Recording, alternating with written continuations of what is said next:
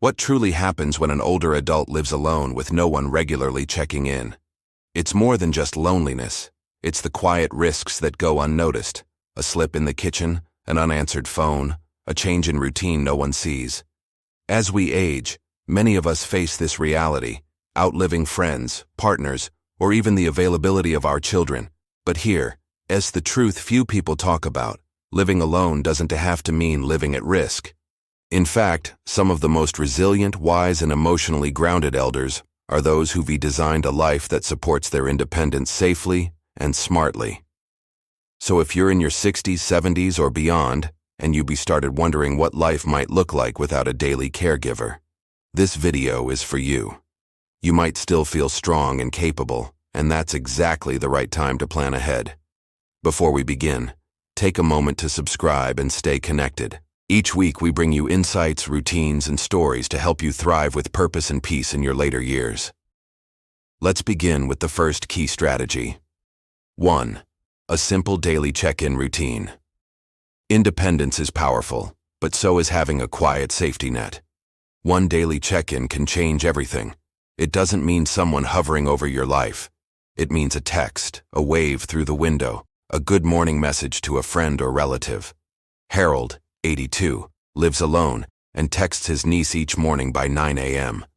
If she doesn't hear from him by 10, she calls. That's it. A simple rhythm, but it gives peace of mind to them both. You can use a buddy system with neighbors, or even apps that alert someone if you don't log in or push a button by your regular time. This isn't giving up control, it's claiming it. Because true strength isn't about never needing help. It's about building quiet systems that have your back. 2. Fall-proofing your space. Most serious injuries in older adults don't happen out on icy sidewalks or busy streets. They happen at home, on a floor they've walked across 1,000 times. And often, it's not because someone is frail. It's because their environment hasn't kept up with their body. Your home should move with you, not against you. Take Carol, a vibrant 77-year-old who knew her living room like the back of her hand. One winter evening, she stepped onto a rug with a curled edge. In seconds, she fell, broke her hip, and spent 5 months in recovery. It changed everything. Her ability to drive, her confidence, her independence. So how do we prevent this? Fall-proofing is about small, smart changes that make a big impact. Start with lighting, soft but bright enough, especially in hallways and near stairs. Make sure chairs aren't too low and that rugs don't slide. Keep daily essentials like medications, dishes, and towels at waist height.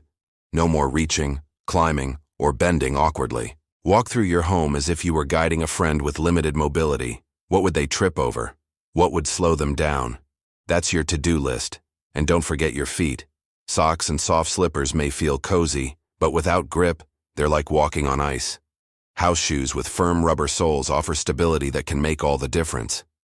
Finally, take a close look at your bathroom. It's the most common place for falls. A sturdy grab bar, a non-slip mat, a bath bench if needed. These aren't signs of weakness. They're tools of wisdom. Because real safety doesn't shout. It supports you silently in all the little moments that could go wrong, but don't. 3. Regular health check-ins.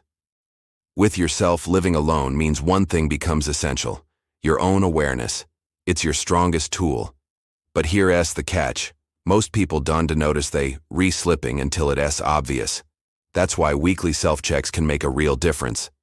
Set aside time, maybe every Sunday with your coffee, and ask yourself 5 things. Did I sleep well? Did I eat regularly and feel nourished? Did I have energy for daily tasks? Did anything feel off? Pain, dizziness, forgetfulness? Did I feel unusually down or anxious? Write your answers down. Over time, you'll spot trends. These small signs are whispers from your body. Listen early and act early. Bill, 81, lived alone and was sharp until he started making small mistakes. Stove left on, keys in the freezer. A neighbor eventually stepped in. By then, he was already facing early-stage dementia. Noticing changes sooner could have given him options: more time, more clarity. Also, track your appetite. Skipping meals or losing weight unintentionally can signal illness or depression. With no one around to notice, it's up to you. These weekly moments build something powerful. Confidence. You start trusting your instincts, making better decisions. This isn't about fear, it's about staying in tune with your body, your energy, your inner compass.